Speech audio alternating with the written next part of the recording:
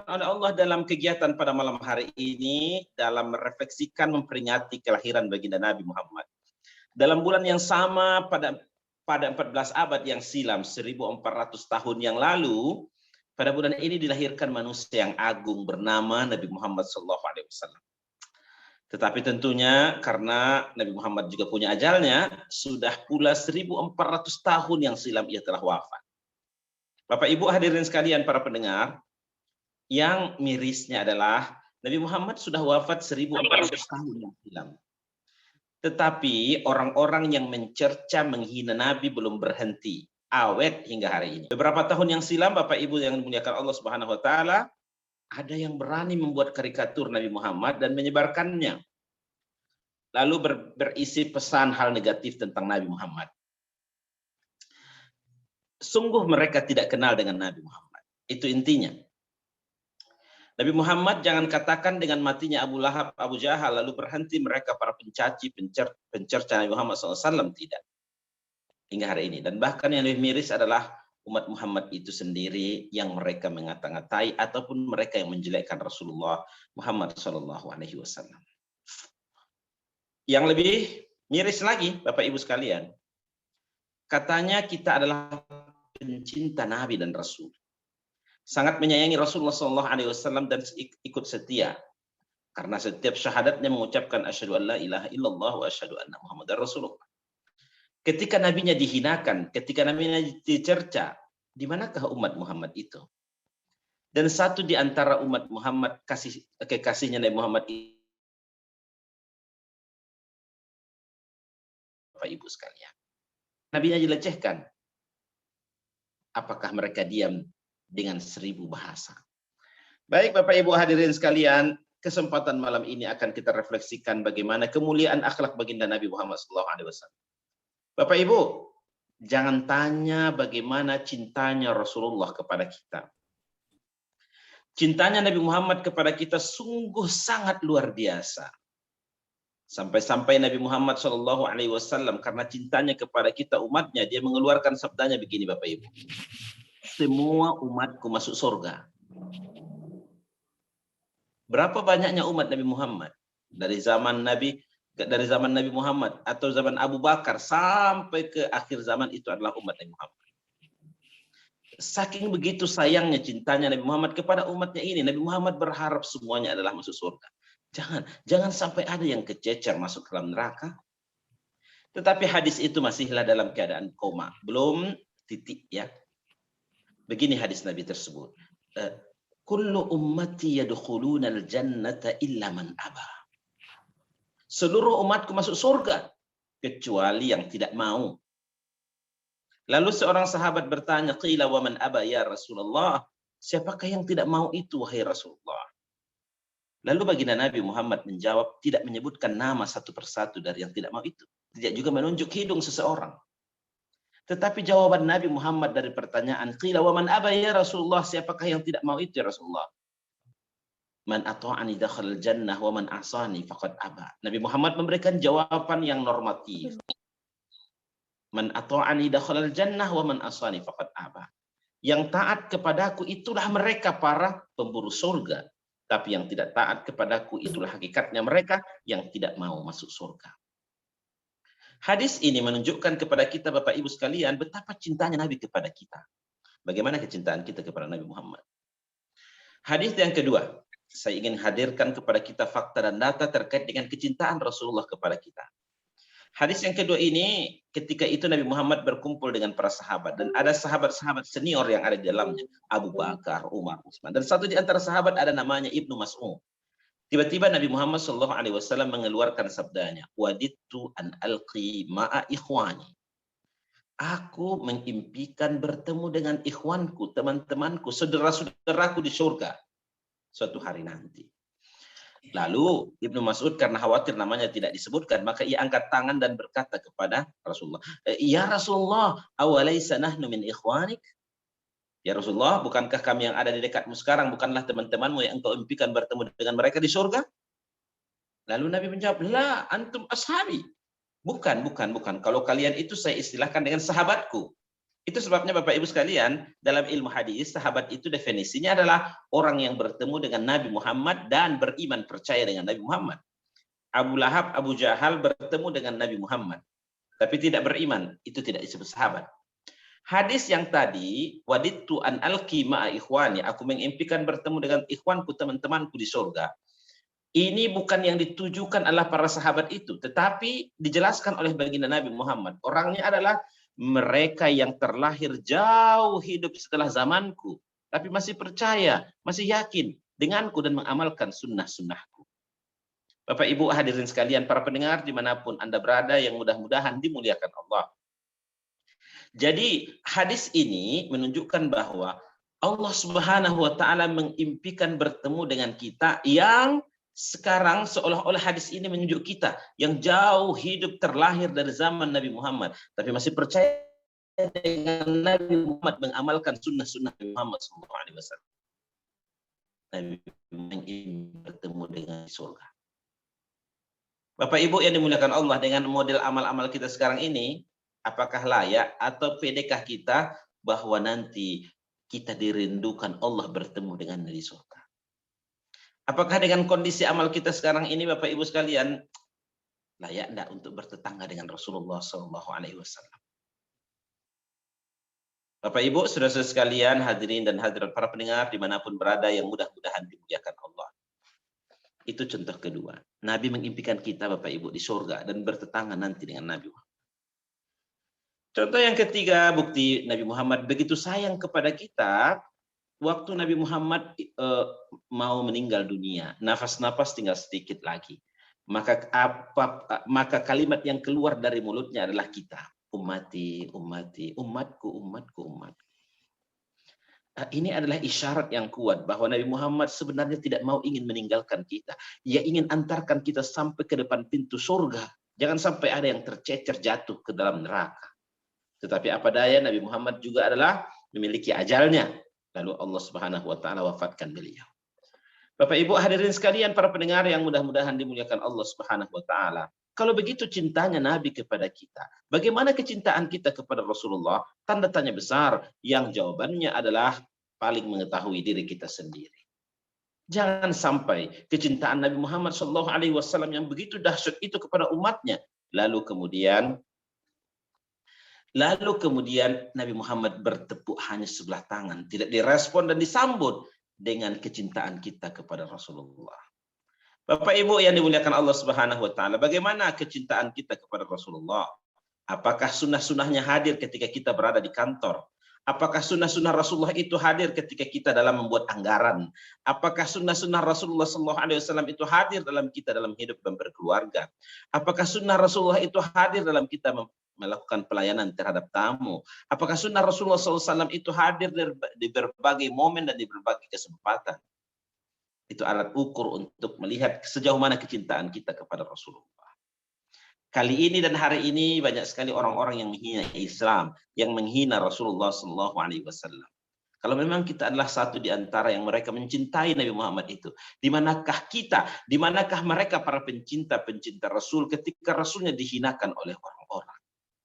Sungguh terlalu sedikit pengetahuan kita dengan Nabi Muhammad, sehingga pembelaan kita dengan Nabi Muhammad juga dangkal. Bapak Ibu hadirin dan hadirat sekalian yang dimuliakan Allah.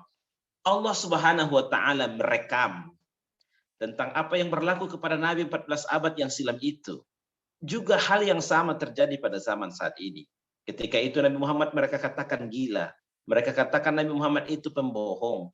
Mereka katakan Nabi Muhammad itu penyihir, dan aneka ragam tempelan negatif kepada Nabi Muhammad. Itulah yang direkamkan Allah pada surah Al-Qalam ayat 1-7. Surah Al-Qalam ayat 1-7 menggambarkan tentang kemuliaan akhlak baginda Nabi Muhammad yang sangat agung itu. Jadi kalau ada yang menghina Nabi, kalau ada yang melecehkan Nabi Muhammad, sungguh ia tidak mengerti dan tidak tahu tentang Nabi Muhammad. Diawali oleh Allah firman-Nya dalam surah Al-Qalam dengan ayat Nun wal qalami wa ma yasturun.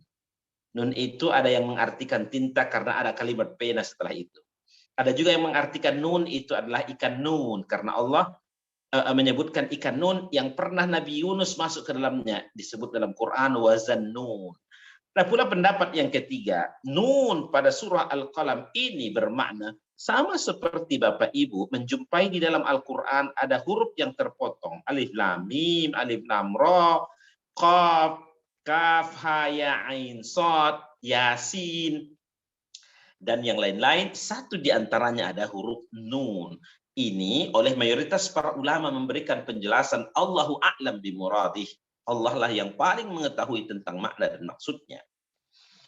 Tetapi ulama mutaakhirin menyebutkan kalimat nun pada ayat kita ini itu bermakna Allah sedang menantang musyrikin Mekah yang katanya talenta piawai soal bahasa dan sastra. Lalu Allah menantang mereka, kalau memang kalian hebat, buatlah satu ayat, buatlah satu surat, atau buatlah ya sebagai tandingan gitu. Dan Allah ingin mengatakan, dan susunan dari ayat-ayat itu tersusun dari alfabet bahasa Arab. Satu di antaranya ada huruf nun. Namun Bapak Ibu, tidak ada satupun dari musyrikin Mekah yang mampu untuk membuat menandingi dari Al-Quran itu. Bapak Ibu hadirin sekalian yang dimuliakan Allah Subhanahu wa taala, lalu Allah bersumpah pada ayat ini demi pena dan apa yang mereka tuliskan. Di kalangan ulama tafsir ada yang berkata bahwa ayat yang kita bacakan ini, surah Al-Qalam ini adalah wahyu yang kedua turunnya setelah wahyu pertama adalah Al-Alaq ayat 1-5. Bapak Ibu hadirin para pendengar dimanapun berada yang mudah-mudahan dimuliakan Allah. Jadi ada sebagian ulama yang mengatakan bahwa surah Al-Qalam ini wahyu yang kedua turunnya. Ya, setelah wahyu pertama Iqra bismi rabbikal ladzi khalaq. Jadi Bapak Ibu, wahyu pertama itu sekaligus menjadi SK Nabi Muhammad itu menjadi rasul, Muhammad itu menjadi nabi. Buktinya ada mukjizat Al-Qur'an kepada dia. Allah Subhanahu wa taala merekamkan apa reaksi dari musyrikin Mekah ketika Nabi Muhammad dijadikan sebagai rasul. Mereka menempelkan berbagai hal negatif kepada Nabi Muhammad. Lalu Allah bersumpah dengan pena dan apa yang mereka tuliskan itu. Bapak Ibu hadirin sekalian, Al-Quran ini diturunkan ketika masyarakat Arab punya talenta soal bahasa dan sastra. Setiap Sabtu pagi mereka menampilkan sastra-sastranya dan diberi apresiasi. Bapak Ibu hadirin dan hadirat sekalian, para pendengar dimanapun berada yang dimuliakan Allah Subhanahu wa taala. Lalu Allah menurunkan mukjizat kepada Nabi Muhammad apa yang tren pada umat itu. Ini Al-Quran sebagai mukjizat pada Nabi Muhammad. Ini bukan buku puisi, tetapi nilai-nilai sastra yang ada dalamnya jauh lebih hebat dari apa yang mereka punya. Di zaman Nabi Musa apa yang tren Bapak Ibu sekalian? Yang tren di zaman Nabi Musa adalah soal sihir penyihir. Maka Allah buatkan mukjizat kepada Nabi Musa, tongkatnya bisa jadi ular, tongkatnya bisa membelah lautan dan seterusnya. Di zaman Nabi Isa apa yang tren? Ilmu perubatan, ilmu kedokteran, tren sekali waktu itu. Lalu Allah memberikan mukjizat kepada Nabi Isa bisa menghidupkan orang mati. Allah Subhanahu wa taala memberikan mukjizat kepada Nabi Muhammad berupa Al-Qur'an.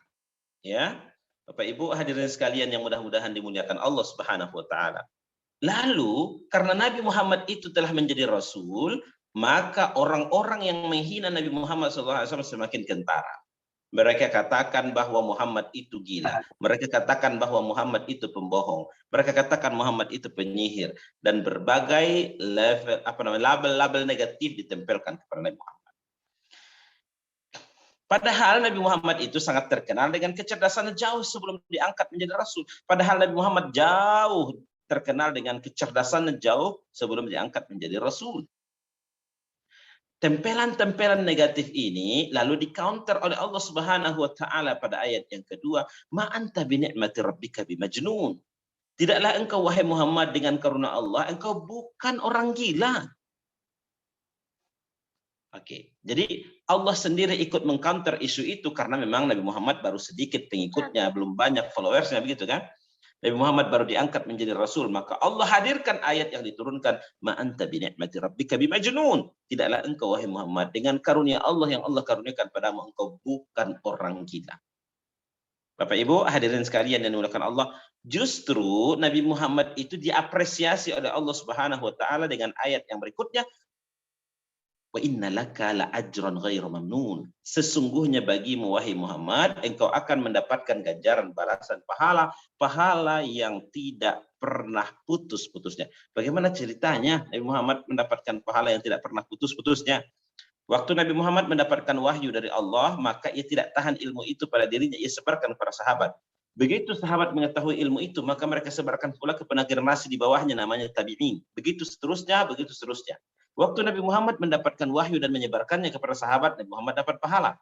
Waktu sahabat mendapatkan wahyu, mendapatkan risalah ini dari Nabi Muhammad, mereka juga ya mendapatkan pahala. Ya, waktu sahabat itu mengajarkan para tabi'in, mereka dapat pahala. Nabi Muhammad juga ikut dapat cipratan pahala. Begitu seterusnya sampai pengajian yang saya sampaikan sekarang ini dapat terus pahalanya Nabi Muhammad Shallallahu Alaihi Wasallam. Saudara-saudari sekalian, hadirin dan hadirat para pendengar dimanapun Anda berada, yang mudah-mudahan dimuliakan Allah Subhanahu wa Ta'ala.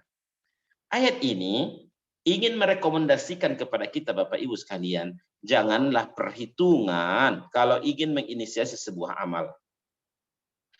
Kalaupun Bapak Ibu sekalian memberikan ide, saran, lalu kemudian diamalkan ide itu di sekolah masing-masing, lalu Bapak sudah tidak berada di situ, atau mungkin sudah pensiun, atau sudah mutasi ke tempat yang lain, maka itu pahala yang pernah Bapak Ibu tanam akan tetap mengalir terus pahalanya. Inilah yang Allah katakan, wa inna laka la ajran ghaira mamnun. Sesungguhnya bagimu wahai Muhammad, engkau akan mendapatkan ganjaran balasan pahala yang tidak pernah putus-putusnya.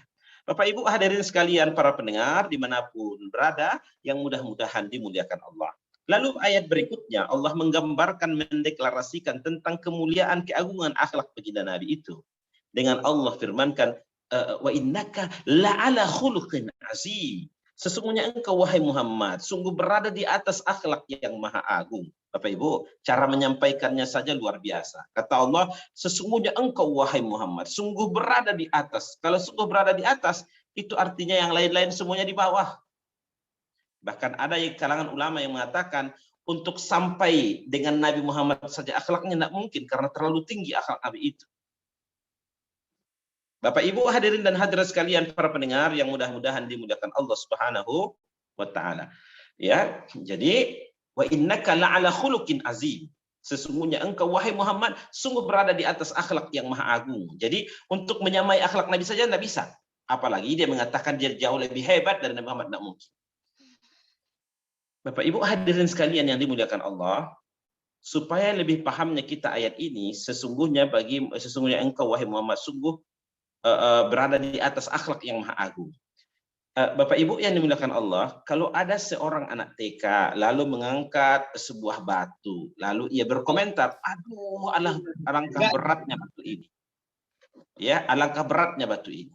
Maka apa yang tinggal dalam imajinasi pikiran kita Bapak Ibu sekalian, oh itu mungkin berat bagi dia anak TK, tapi kalau kita angkat dengan satu tangan saja bisa. Itu image-nya. Tapi kalau ada seorang yang badannya kekar, lalu mengangkat sebuah batu yang sangat besar, lalu ia berkomentar, aduh alangkah beratnya. Apa yang terbangun imajinasi dalam pikiran kita Bapak Ibu sekalian? Oh itu memang berat batunya, tidak usah angkat lagi. Karena orang sebadan dia juga besarnya, kekarnya, tidak bisa mengangkatnya. Bapak Ibu hadirin sekalian yang dimuliakan Allah, sekarang yang mengatakan akhlak Nabi Muhammad itu agung adalah yang Subhanahu wa Ta'ala. Tinggal dalam isi pikiran kita tentang kemuliaan akhlak Nabi. Dialah satu-satunya yang paling mulia, paling tinggi akhlaknya dari baginda zaman dari zaman Nabi Adam sampai ke akhir zaman. Nah, itu image-nya yang terbangun bahwa innaka la'ala khuluqin azim. Sesungguhnya engkau wahai Muhammad sungguh berada di atas akhlak yang maha agung. Bapak Ibu hadirin sekalian, kalau kita membicarakan tentang akhlak Nabi Muhammad itu sangat panjang sekali pembahasannya. Tapi yang pasti bahwa deretan hadis-hadis yang berkaitan dengan baginda Nabi Muhammad SAW sangat banyak sekali. Maka oleh karena itu, sebagai seorang pencinta Rasulullah, bagaimana menghidupkan sunnah-sunnah itu dalam keluarga, di tengah masyarakat, dan yang lain-lainnya. Bapak Ibu hadirin dan hadirat para pendengar dimanapun berada, yang mudah-mudahan dimuliakan Allah Subhanahu wa Ta'ala. Kalau kita membicarakan tentang akhlak Nabi Muhammad, ya ini tentunya banyak sekali akhlak Nabi Muhammad kepada sesama. Bagaimana kalau bertamu, akhlak Nabi Muhammad SAW ya kepada hewan, kepada tumbuh-tumbuhan, masya Allah, ini kelihatan sekali. Jadi kemuliaan akhlak baginda Nabi Muhammad SAW itu luar biasa. Bahkan ada hadis Nabi yang mengatakan, man azza zimmiyan, barang siapa yang menyakiti seorang zimmi. Zimmi itu adalah non-muslim yang bergaul dengan masyarakat. Barang siapa yang menyakiti seorang kafir zimmi, maka dia seolah-olah menyakitiku, kata Rasulullah SAW, dan nanti di hari akhirat punya perhitungan khusus denganku mereka-mereka itu. Bapak Ibu hadirin sekalian yang dimuliakan Allah. Nabi Muhammad kalau bekerja katanya begini, innallaha yuhibbu ahadan ayyudkinahu. Sesungguhnya Allah mencintai seseorang yang apabila ia bekerja dengan penuh ya profesionalis. Ya, dengan profesi profesional. Nah, jadi Bapak Ibu sekalian, itulah baginda Nabi Muhammad SAW, kemuliaan akhlaknya yang sangat luar biasa. Jadi kalau ada orang yang menghina Nabi, ya, kalau ada orang yang melecehkan Nabi Muhammad, betul-betul dia tidak mengerti dan tidak tahu tentang Nabi Muhammad, bahkan tidak tahu tentang Islam. Saudaraku, saudariku sekalian, Bapak Ibu, hadirin dan hadirat, para pendengar dimanapun berada, yang mudah-mudahan dimuliakan Allah Subhanahu wa Ta'ala. Bahkan Bapak Ibu sekalian, ada akhlak Nabi itu yang Masya Allah ya.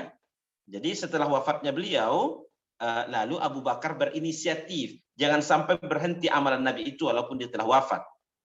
Maka ditanyanya Aisyah, Aisyah, adakah lagi amalan Nabi Muhammad yang terhenti gara-gara dia meninggal? Lalu Aisyah mengatakan, iya. Setiap hari mengantarkan susu dan roti ke ujung pasar sana. Ternyata di sana ada seorang non-muslim beragama Yahudi yang kerjanya minta-minta, ya. Tetapi mohon maaf Bapak Ibu sekalian, ia adalah mulutnya sangat kotor sekali. Seperti kaset yang diputarkan, ya. Kerjanya adalah mengata-ngatai Nabi dengan mengatakan Muhammad itu pembohong, Muhammad itu penyihir, dan berbagai label negatif ditempelkan kepada Nabi Muhammad. Bapak Ibu hadirin dan hadirat sekalian, para pendengar yang mudah-mudahan dimuliakan Allah Subhanahu wa Ta'ala. Jadi Nabi Muhammad, Abu Bakar ya mau melanjutkan amalan Nabi Muhammad ini, maka dia siapkan pula ya susu dan roti yang selalu dibawa oleh Nabi Muhammad kepada orang tua buta yang minta-minta itu, ia dibawa pula oleh Abu Bakar. Tapi Bapak Ibu sekalian mohon maaf, orang tua buta yang beragama Yahudi itu mulutnya sangat kotor sekali, selalu mengata-ngatai Nabi, ya kan? Lalu Abu Bakar datanglah ia dengan susu dan roti yang dibawanya itu, lalu kemudian dia mempersilahkan, ya silahkan dimakan diminum. Sudah beberapa menit yang bersangkutan tidak mau makan, tidak mau minum.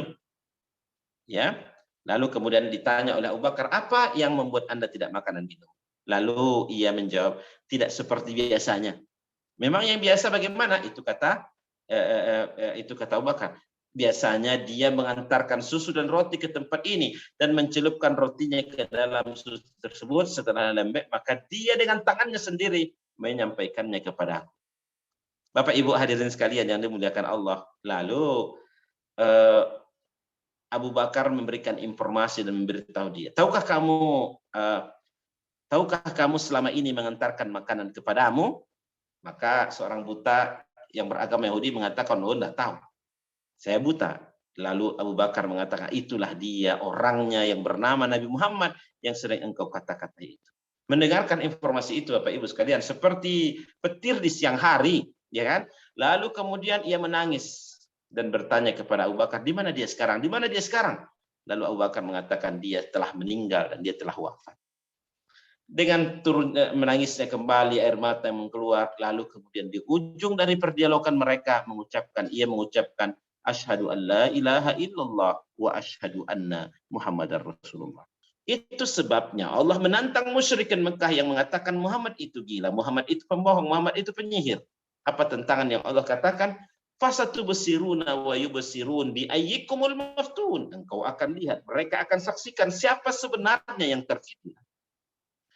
Nabi Muhammad mereka image-kan negatif hingga hari ini, apakah dengan Islamophobia namanya atau propaganda yang dimainkan. Terutama di negara-negara Eropa, ya, masyarakat Eropa itu adalah mereka punya mereka educated society-nya banyak sekali. Ya kan, masyarakat berpendidikannya banyak. Lalu dengan propaganda yang dimainkan dengan media-media mereka, propaganda yang dimainkan dengan Islamophobia dan seterusnya.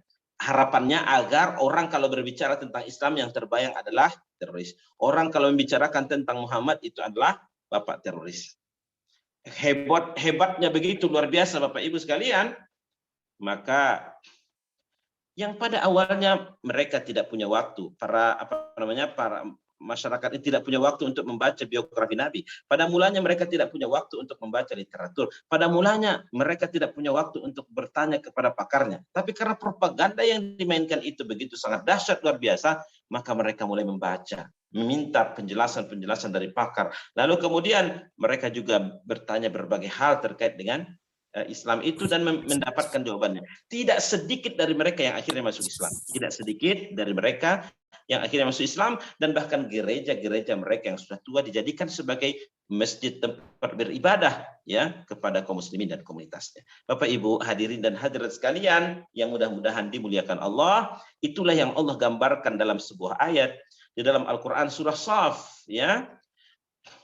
Apa kata Allah Subhanahu wa taala? Yuriduna liyutfi'u nurallahi biafwahihim wallahu mutimmu nurihi walau karihal kafirun.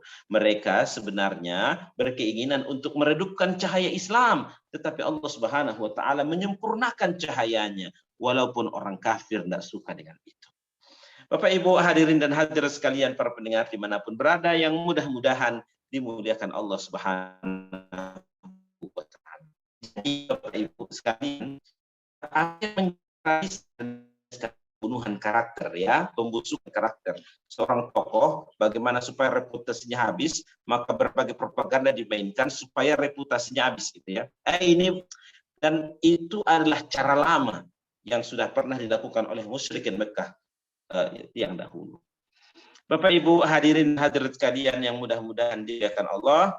Dan ayat yang terakhir surah Al-Qalam dalam pembahasan kita pada malam hari ini adalah ayat yang ke-7 dari surah Al-Qalam. Apa kata Allah?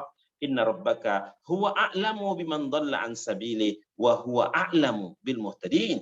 Sesungguhnya Tuhanmu, dialah yang paling mengetahui siapa yang sesat jalannya, dan dia juga yang paling mengetahui siapa yang berada pada jalan hidayah, jalan petunjuk Allah. Bapak Ibu yang dimuliakan Allah, ya. Jadi musyrikin Mekah itu menganggap Nabi Muhammad orangnya sesat karena dia bawa ajaran baru. Mereka menduga bahwa musyrikin Mekah itu adalah orang-orang yang hebat karena mereka konsisten dengan apa yang disuruh oleh nenek moyang mereka. Maka Allah hadir mengcounter isu itu. Bukan yang paling mengetahui itu siapa yang sesat, siapa yang petunjuk, bukan ente, tetapi yang adalah Allah Subhanahu wa taala. Maka oleh karena itu Allah menyebutkan 2 kali pada ayat yang ke-7 surah Al-Qalam ini, Inna rabbaka huwa a'lam. Sesungguhnya Tuhanmu dia yang paling mengetahui siapa yang sesat jalannya dan siapa yang berada pada jalan hidayah, jalan petunjuk Allah Subhanahu wa taala. Bapak Ibu hadirin sekalian, para pendengar dimanapun berada yang dimuliakan Allah, ya. Nabi Muhammad SAW menjelaskan kepada kita jangan mudah untuk menjudge orang lain ya sebagai orang-orang yang sesat, yang salah, kafir. Bahwa Allah Subhanahu wa taala mengatakan yang sesat itu merekalah musyrikin Mekah itu, wahai Muhammad. Sementara engkau adalah dari pihak yang benar, yaitu jalan hidayah. Ibu sekalian, hadirin dan hadirat para pendengar dimanapun Anda berada yang dimuliakan Allah Subhanahu wa taala, Allah ingin mengatakan bahwa engkaulah ya Muhammad dari pihak yang benar itu, yang pihak yang mendapat hidayah itu. Ya, sementara musyrikin Mekah adalah orang-orang yang sesat. Itu yang Allah ingin katakan. Di kalangan kita ada yang dengan mudah mengatakan orang lain sesat. Ada yang sianu itu adalah bid'ah. Sianu itu adalah neraka tempat kembalinya. Kalau sianu itu adalah kafir. Seperti kakek nenek moyangnya saja pemegang pintu kunci surga neraka. Bapak Ibu yang dimuliakan Allah Subhanahu wa taala, kalaupun di antara kita percaya diri bahwa dia dari pihak yang benar, mungkin lebih tepat ia mengatakan semoga kita satu di antara yang mendapatkan hidayah itu. Itu jauh lebih nyaman, itu jauh lebih baik. Bapak Ibu hadirin dan hadirat sekalian, para pendengar dimanapun berada yang dimuliakan Allah, dapatlah kita simpulkan ya Bapak Ibu dalam memperingati kelahiran Nabi Muhammad, merefleksikan kepada kita. Yang pertama poinnya adalah bahwa Nabi Muhammad itu begitu sayang, begitu cinta kepada kita.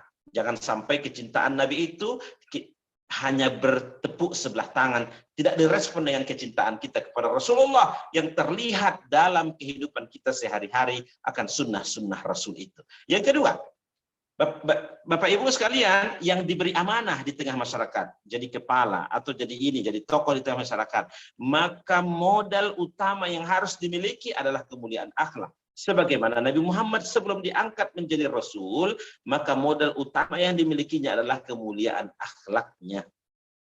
Bapak Ibu hadirin sekalian yang dimuliakan Allah Subhanahu wa taala, itu poin yang kedua, kemuliaan akhlak ya, karena ini menjadi modal utama yang harus dimiliki.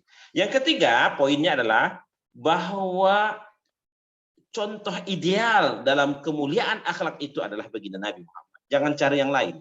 Nabi Muhammad telah disebutkan dalam Quran, laqad kana lakum fi Rasulillahi uswatun hasanah. Sungguh terdapat pada diri Nabi Muhammad itu contoh dan tauladan. Bila ingin sukses dunia akhirat, lihatlah apa yang menjadi amalan Rasulullah SAW dalam sunnah Nabi Muhammad SAW itu. Berikutnya poinnya adalah bahwa setiap pembawa kebenaran itu pasti akan ada tantangan-tantangan rintangannya. Nabi Muhammad bahkan orang mengatakan dia sebagai gila. Nabi Muhammad bahkan ada yang mengatakan dia sebagai pembohong dan berbagai aneka ragam berbagai ragam tuduhan negatif kepada Nabi Muhammad.